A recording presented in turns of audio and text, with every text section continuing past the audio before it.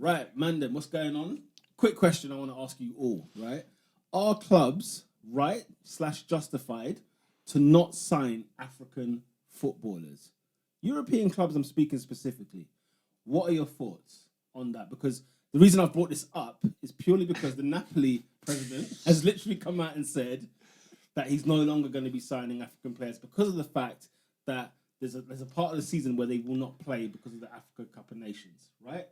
And the idea is that he pays the wages. I sign a player for X amount of money, and I'm not going to have him for that bulk of January or February. What are your thoughts on that? Where are you on this scale about African footballers? We're gonna have to be a little bit careful what we say, guys, because this could be it's a bit of a sticky one still. Yeah.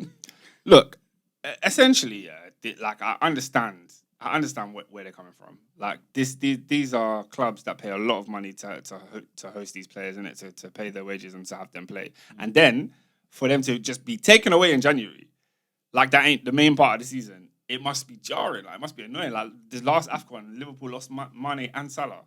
Yeah, that was their two best forwards just gone out the game immediately for no reason other than the fact, for a reason, but other than the fact that they're playing in a tournament or a little tournament, as Klopp called it. Steady. That's what he called it, bro. That's what he called it. But I just think it's a tough one, man.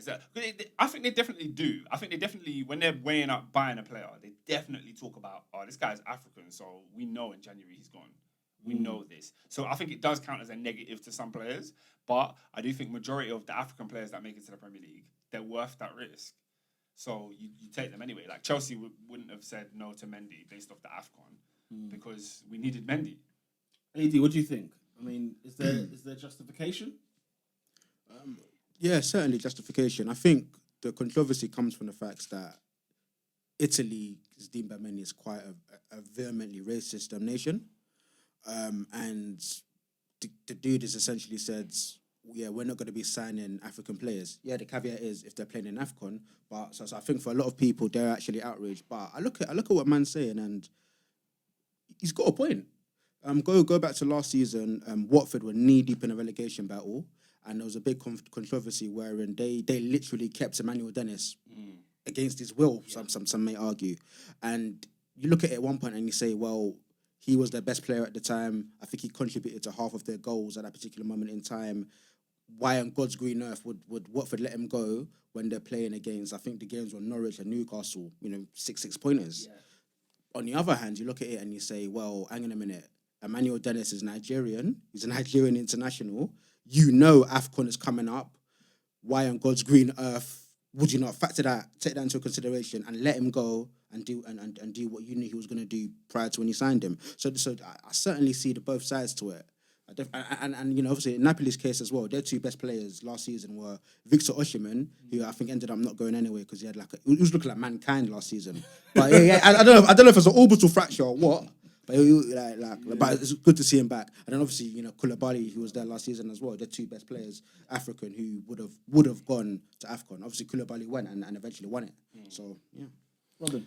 I think the question is, I understand Napoli's concerns, but what is making the African Cup of Nations play in January specifically when all of the other confederations play in the summer?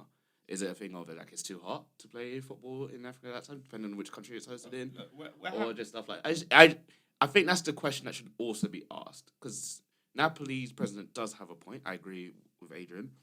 How it's come out and how people have taken it is also kind of justified, because it's like, okay, you're pretty much ostracizing a whole continent of players for your football club. So it is a thing of why can't we just be solved in one way? Can the African Cup of Nations be moved to play as the rest of the continents? Because I remember when we saw the Copa America and Euros at the same time. So they were happening. I'm not sure when the Asia Cup plays as well, but I think summer as well. It's just a thing of what can we do to make everyone happy and not lose such a competition, because regardless, it's still an important competition, and it should still be played. It's just the timing is convenient. So, because the thing is, you said, maybe we should have a look at the competition itself and why it's played in January. I mean, thing is, we're having this hoo-ha about the Qatar World Cup, right? Being played in November, December time. So is it a case of, should the European leagues maybe, have like a bit of a break in that month of January, February, whenever it is, when these... Some leagues do. Something like that, whereby it can accommodate that competition? Because, we're going to stop league football in Europe for the World Cup, right? And everybody nobody's really pulling their hair out about that. They're probably, they're quite satisfied with that. However, we don't stop football when it's the African Cup of Nations. Now, I don't know if Copa America had ever tried this little trial of having it in the new year. I can't remember. There was a competition that tried to have it in the new year, and I can't remember what it is. But ain't no European league stopping for that. So, do we And they need to shouldn't. Why shouldn't they? Why should they stop for a tournament that's going on that doesn't factor in majority of the players in that league? Like, that's just silly. Like, if the World Cup is the World Cup, like it factors in the entire world. The facts are like it's either that we keep it where it's in January and these players just miss out, or there has to be a situation where weather allows for them to do a summer AFCON. Those are the only two scenarios. Stopping the Premier League or stopping La Liga because the AFCON is going on, that's never going to fly. Do you know what though? I think you think. Do you know what? I think there's more players in the AFCON that play in Europe than people actually realise, and so there's a justification for stopping the European leagues. Is there? I Because think the so. reason why I say that is because AFCON happened last season and the Premier League didn't cease to exist. So No, of course it didn't cease to exist, but like it's probably like 8% of play, like maybe like 4% of players I don't actually think played so, in yeah. AFCON. 4%, It 8%. is, yeah. No way. How is it not? We'll do calculations on that, but It's definitely lower than that. it's not- You're an Arsenal fan. What's the percent of your squad? No. I'm not going based on a club. I'm going based on, you look at the nation look at Senegal, for example, right? Yeah. How many of those players play in Europe? Pretty much all of them. Exactly. So my point is that the majority of the tournament plays in Europe. I'm not But saying it doesn't. But the I'm not majority saying- of the tournament doesn't play. I'm seeing man playing coming from pyramids. Even that is not true. No. What I'm saying is that because you're looking at it as the majority of European leagues have African players. That's not the conversation. It's the majority of the African teams that play in the AFCON play in Europe. So there could be a justification. The reason why the World Cup is stopping the European leagues is because literally virtually everybody in Europe will be playing in that World Cup, right? That's the only reason. And also, yeah. So if But that's the case- leagues can't function without the players from the World Cup. They can't continue.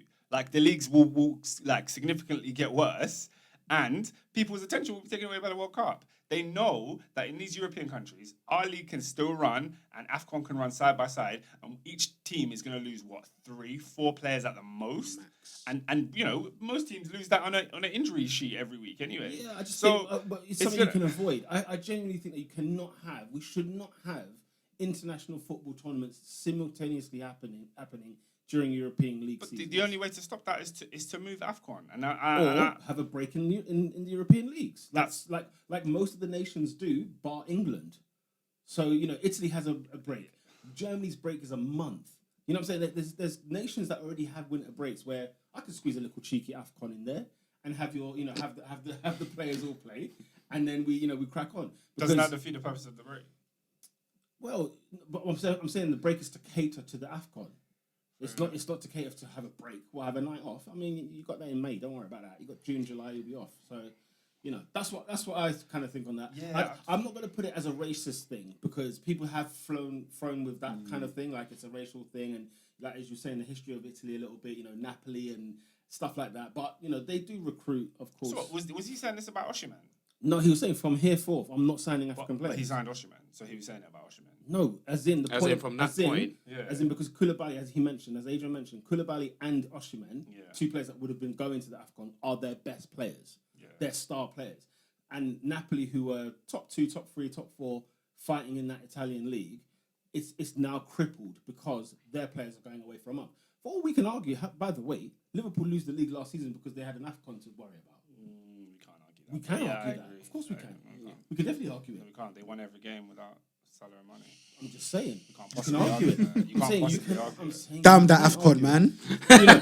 If we don't have an AFCON, for example, maybe Salah and them lot are fit to score and beat Tottenham in the last couple of games of the season. They win the league. No, it's true. I'm just saying. Salah was fatigued last season. There's variables. He was fatigued. There's variables. Anyway, but yeah, this is interesting. I think I'm surprised we've all kind of come to an agreement that we actually kind of We get it. We get it. If you were a club president or owner, are you doing the same thing?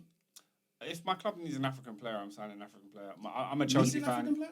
I'm a Chelsea fan. We needed a centre back.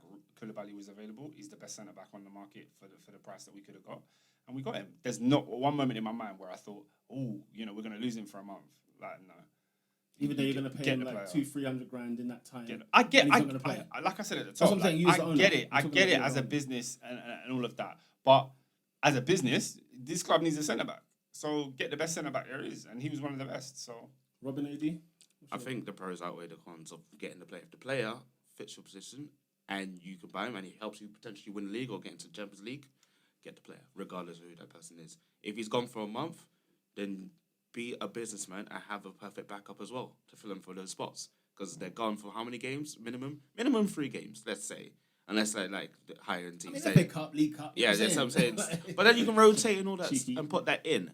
So there is like you are missing a chunk of a league, depending on which league it is, because FA Cup does come presence in January for us, but in other leagues it's just full on league. The cup game's not played until later on.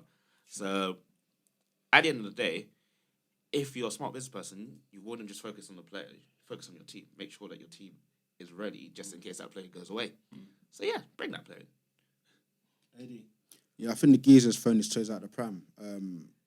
As Oscar said, like let's just say if Koulibaly is the man, bring him in, because at the end of the day, players are going to miss games via injury and suspensions and whatnot, and 3-4 games max across the season. Don't get me wrong, it can be pivotal, but personally, I think he just wants to be the catalyst for change, and rather than actually being upset about it. That makes sense.